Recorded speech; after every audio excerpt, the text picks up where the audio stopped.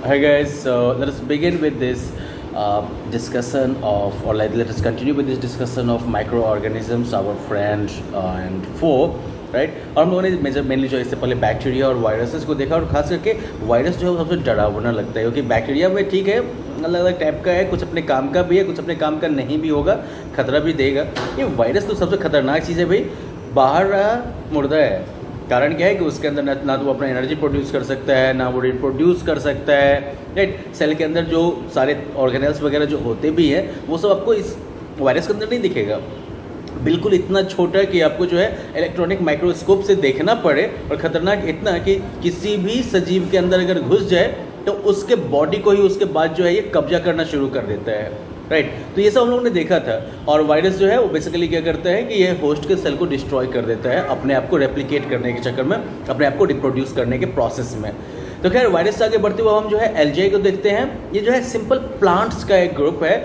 Latin में इसका मतलब जो है वो सी वीड्स होता है। साइज, शेप, हैबिटेट, इन सब के आधार पर आपको काफ़ी डिफरेंस मिलेगा।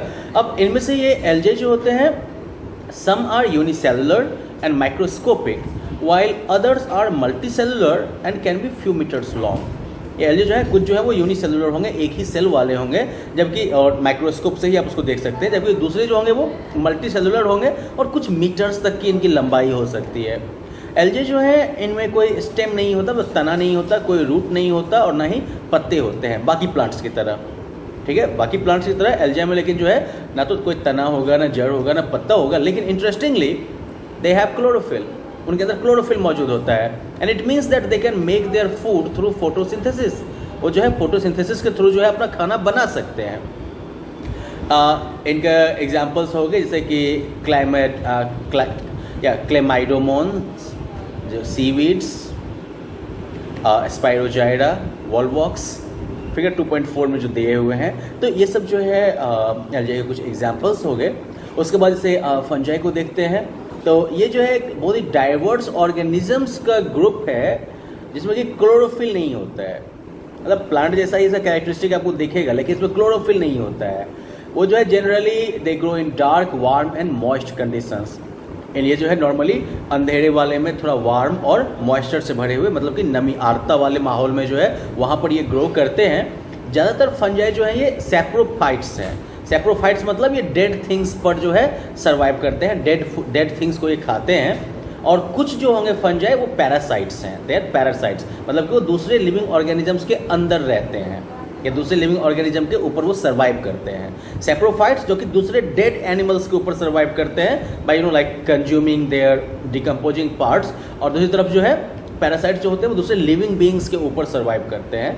फंजाई जो है ये यूनिसेलुलर हो सकते हैं लाइक यीस्ट, या फिर ये मल्टी सेलुलर हो सकते हैं जैसे कि मशरूम वगैरह, ठीक है। तो दोनों तरह के ऑर्गेनिजम्स ये हो सकते हैं। और इनके कुछ एग्जांपल्स जैसे है यीस्ट के मोल्ड, नहीं वो फफूंदी वगैरह लग जाता है, या फिर मशरूम, पेनिसिलियम।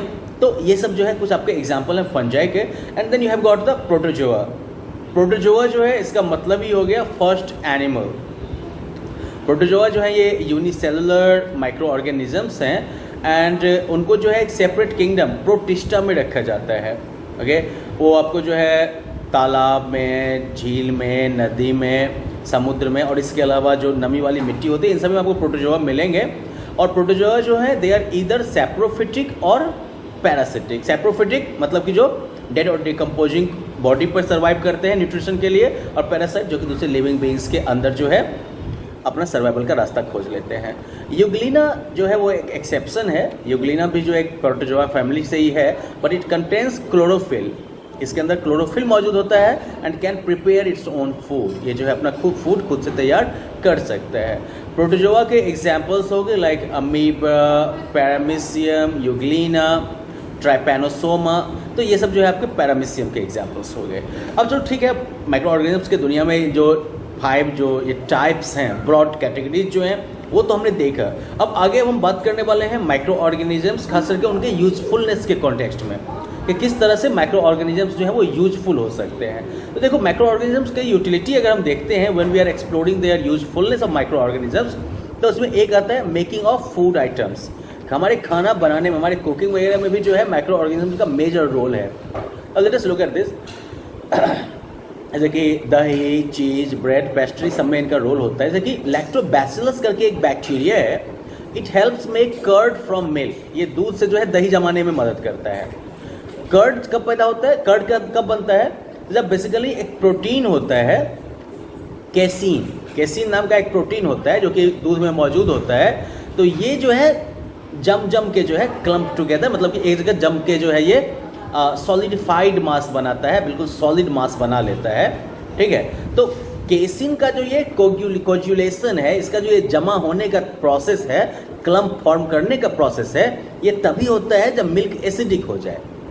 और ये कैसे होता है, तो मान लो कि जैसे दूध हमारे यहाँ जब दही जमाते हैं तो क्या करते हैं, दूध को हल्का वार्म कर लेते हैं, उसमें जो है एक आध चम्मच दही डाल देते हैं, राइट। तो जब आप दही डालते हैं ना, तो दही में पहले से जो है एक बैक्टीरिया मौजूद है, लैक्टोबैसिलस। ये लैक्टोबैसिलस ही जो है दूध को दही बनाने में हेल्प करता है। कैसे करता है, तो आपने दूध में दही मिला के, यानी कि कर्ड मिला के जो है छोड़ दिया, जिसको हम लोग यहाँ जोड़न भी कहते हैं। तो इसमें जो है कर्ड के अंदर क्या मौजूद है, लैक्टोबैसिलस बैक्टीरिया पहले से मौजूद है। लैक्टोबैसिलस जो होगा वो दूध के अंदर मल्टीप्लाई करना शुरू करेगा, है रिप्रोडक्शन करके अपने आप को जो है अपनी संख्या को बढ़ाएगा। उसके बाद लैक्टोबैसिलस क्या करेगा, तो जो नॉन फैट कंपोनेंट्स हैं, मतलब कि बिना फैट वाला जो कंपोनेंट है दूध के अंदर मौजूद, क्योंकि दूध में एक तो हो गया फैट वाला कंपोनेंट, फैट मतलब चर्बी वाला जो कहते हैं, छाली वगैरह वाला, ठीक है, और उसको छोड़ के बाकी जो भी है तुम्हारा वो नॉन फैट कंपोनेंट हो गया। तो उस सब को लेके जो है वो एसिड बनाने लगता है, एसिडिक प्रोडक्ट बनाता है। तो उस एसिडिफिकेशन की वजह से क्या हो गया, दूध जो है वो एसिडिक हो गया, नेचर में मिल्क जो है वो एसिडिक हो गया। इस एसिडिक मिल्क की वजह से, मिल्क के एसिडिक होने की वजह से जो है केसिन जो है प्रोटीन, ठीक है, वो जो है अब कोगुलेट होना शुरू हो जाता है, वो जो है जमना जो है वो शुरू कर देता है, थक्का बनना जो है वो शुरू कर देता है। ठीक है, और वो जब उस एसिडिक मिल्क में थक्का बनाता है तो उससे क्या बनता है आपका कर्ड, दही, राइट। तो इस तरीके से दही जो हम खाते हैं, तो दही खाने का पूरा श्रेय किसको जाता है, तो वेल ये जाता है हमारे महाशय लैक्टोबैसिलस को, क्योंकि लैक्टोबैसिलस ने ही जो है क्या किया, उसने जो है नॉन फैट कंपोनेंट जो मिल्क का था उसको जो है एसिडिक प्रोडक्ट में चेंज किया, जिसकी वजह से मिल्क जो है वो एसिडिक हो गया। और उस एसिडिक मिल्क में केसिन जो है, जो कि प्रोटीन का टाइप हो गया, दूध में मौजूद प्रोटीन का, तो वो केसिन जो है वो फॉर्म होता है, वो कोगुलेट करने लगता है, जमा होने लगता है, और उस थक्का बनने की वजह से जो है दूध जो है वो दही में बदल जाता है। अब देखो यहाँ पर क्या है कि एक और चीज़ होती है कि जो गर्म दूध में जब आप दही मिलाते हैं तो वो एसिडिक हो जाता है, राइट। अब दूध में एक चीनी का भी टाइप है, जो कि लैक्टोस कहते हैं। तो लैक्टोबैसिलस बैक्टीरिया जो दही में मौजूद होता है, वो क्या करता है कि जो लैक्टोस मौजूद है उसको वो लैक्टिक एसिड बना देता है फर्मेंटेशन के द्वारा, ठीक है। और इसकी वजह से जो एसिडिक मीडियम जो चाहिए केसिन प्रोटीन को, वो उसको मिल जाता है, और उसका फ़ायदा उठा के वो जो है दही बना लेता है अपना, या दही बन जाता है। इसी के अलावा जो है चीज़ और पनीर वगैरह जो है वो भी जो है लैक्टोबैसिलस और स्ट्रेप्टोकोकस, इन दोनों की मौजूदगी में या इन दोनों की मदद से जो है हम चीज़ या पनीर भी बनाते हैं। फिर आगे देखो तो बैक्टीरिया जो है वो एक्चुअली मीट वगैरह को सॉफ्ट करने में भी यूज होता है। इन पर आपने देखा होगा कभी कभी जो है लोग जो है मीट वगैरह को जो है या नॉनवेज आइटम को जो है लोग काफ़ी देर तक के लिए पानी में नहीं, कुछ मसाला वगैरह मिला के उसको छोड़ देते हैं। जो छोड़ते जो है वो इसमें क्या होता है बेसिकली कि बैक्टीरिया वगैरह क्या करेंगे, तो वो टफ मीट जो होगा उसको सॉफ्ट बना देते हैं। इस प्रोसेस को कहते हैं टेंडराइजेशन ऑफ मीट। इसके अलावा यीस्ट का सेल जो है ये बेकिंग इंडस्ट्री में होलसेल में यूज होता है, एकदम से ब्रेड बनाना हो, पेस्ट्री बनाना हो, केक बनाना हो। जैसे कि ब्रेड बनाने के लिए मान लो तो क्या करते हैं कि आटा में जो है ना, आटा गूंथते वक्त जो है थोड़ा सा यीस्ट, थोड़ा चीनी और थोड़ा सा यीस्ट मिला के उसमें छोड़ देते हैं, और उसके बाद जो आटा होता है उसको गर्म जगह पर आप रख दीजिएगा। तो यीस्ट क्या करेगा कि जो डफ में जो या आटा में जो चीनी मिलाया गया है थोड़ा सा, उसको वो फूड के तौर पर यूज करेगा, ठीक है। और उसके बाद जब वो चीनी को जब वो फूड खाएगा, जब वो और चीनी का ब्रेकडाउन शुरू करेगा, तो इस प्रोसेस में जो है फर्मेंटेशन होता है, जिसमें कि कार्बन डाइऑक्साइड और एल्कोहल ये दोनों रिलीज होते हैं, समझा कि नहीं। मतलब डफ में जो शुगर मिलाया गया था यीस्ट के साथ साथ, तो यीस्ट क्या करेगा, उस शुगर को खाएगा। खाने का मतलब हो गया अब उसको ब्रेक डाउन करके उससे एनर्जी निकालेगा। लेकिन इस ब्रेक डाउन के प्रोसेस में जो है दो इसमें से प्रोडक्ट निकलेगा, एक तो हो गया आपका कार्बन डाइऑक्साइड, दूसरा प्रोडक्ट हो गया हमारा एल्कोहल।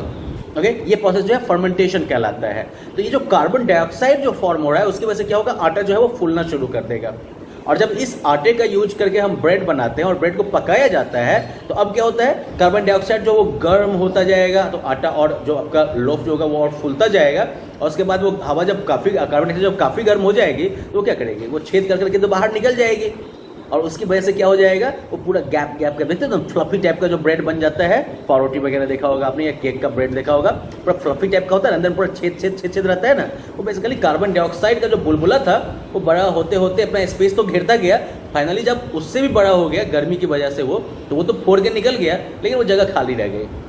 और यही वजह है कि ब्रेड जो है वो बिल्कुल लाइट एंड फ्लफी होता है। यीस्ट जो है इसके अलावा जैसे कि इडली, ढोकला, डोसा ये सब जो बनता है ना, इसमें भी जो है इसका यूज करते हैं। कैसे, तो जैसे कि मान लो कि चावल, पिसे हुए चावल और दाल वगैरह का जो मिक्सचर बनाते हैं, राइट, उसको कुछ घंटे के लिए छोड़ देते हैं, राइट। उसके बाद उसमें जब कुछ घंटे के लिए आप छोड़ते हैं तो उसमें क्या होता है कि मिक्सचर जो धीरे धीरे फैलने लगता है, उठने लगता है और खट्टा हो जाता है। क्यों, क्योंकि इसके अंदर जो है यीस्ट सेल का ग्रोथ होने लगता है। ओके,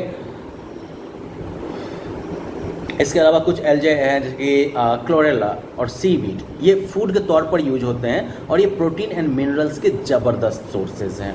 तो खैर चलो, प्रोटीन मिल गया आपको। और अगर ये जो है जेली तरह सब्सटेंस होता है और ये जो है रेड एल्जी जेलिडियम और ग्रैकिलेरिया में पाया जाता है, तो ये जो है बहुत तरह के फूड आइटम जैसे कि आइसक्रीम, जेलीज, पुडिंग, ये सबको बनाने में यूज होता है। तो खैर ये तो हो गया हमारे नॉर्मल फूड प्रिपरेशन वगैरह में माइक्रो ऑर्गेनिजम्स का यूज। दूसरा कॉमर्शियल यूज की बात करो तो यीस्ट जो है वो कॉमर्शियल प्रोडक्शन में भी काम आता है, जैसे कि अल्कोहल, बियर, वाइन या एसिटिक एसिड, इन सब के प्रोडक्शन में जो है किसका यूज होता है, यीस्ट का यूज होता है। इसके लिए क्या करते हैं, तो यीस्ट को जो है नेचुरल शुगर जो मौजूद होता है, मतलब यीस्ट ग्रेन जैसे अनाज जैसे आपका हो गया ना, बार्ली, गेहूँ, चावल या फ्रूट जूसेस, राइट, उसमें जो है उस पर जो है यीस्ट को छोड़ दिया जाता है। ठीक है, तो यीस्ट जैसे ही, तो यीस्ट क्या करेगा, तो चाहे अब मैंने जितने भी मीडियम्स का नाम लिया, चाहे गेहूं हो, बार्ली हो, चावल हो, फ्रूट जूस हो, सबके अंदर चीनी मौजूद है। यीस्ट उसको ब्रेक डाउन करेगा तो क्या होगा, कार्बन डाइऑक्साइड रिलीज होगा और साथ साथ जो है अल्कोहल रिलीज होगा। तो basically the process of conversion of sugar into alcohol by the action of microbes, the process of conversion of sugar into alcohol by the action of microbes like yeast is called fermentation. ठीक है, basically microbes, sorry yeast के microbes जैसे yeast जैसे microbes के action के द्वारा sugar को जो अल्कोहल में कन्वर्ट किया जाता है, इस प्रोसेस को हम कहते हैं फर्मेंटेशन। और हाँ, ये ज़बरदस्त डिस्कवरी करने वाले लोग, महान पुरुष जो थे, उनका नाम था लुई पाश्चर। पता करना, विजय माल्या से भी कहीं ना कहीं जुड़ाव होगा इनका। कुछ बैक्टीरिया जो होते हैं वो इसके अलावा they are also use in the production of tea, coffee and tobacco. कुछ बैक्टीरिया जो होते हैं वो कुछ एसिड प्रोड्यूस करने में काम आते हैं, जैसे कि लैक्टिक एसिड, साइट्रिक एसिड या फिर एसिटिक एसिड, जो कि विनेगर कहते हैं। तो इनको प्रोड्यूस करने में भी जो है कुछ बैक्टीरियाज आपके काम आते हैं। तो इस तरह से माइक्रो ऑर्गेनिजम्स जो हैं, इनका नॉर्मल हमारे फूड मेकिंग के अलावा जो है इनका काफ़ी ज़्यादा यूज हो जाता है कॉमर्शियल लेवल वगैरह पर भी। इनफैक्ट बहुत सारी इंडस्ट्रीज इनके ऊपर सर्वाइव करती हैं, and hence they can be pretty useful in those cases. Well, in the next one will look at the medicinal uses of this micro organisms, right, and it is going to be like significant one. और medicinal uses के अलावा जो है हम agriculture context में micro organisms का क्या role है उसको देखेंगे। And then like maybe in the next class we may be able to move to the part where these micro organisms turn into super villain, right, something like corona in the current times. Anyways, let's conclude our class today.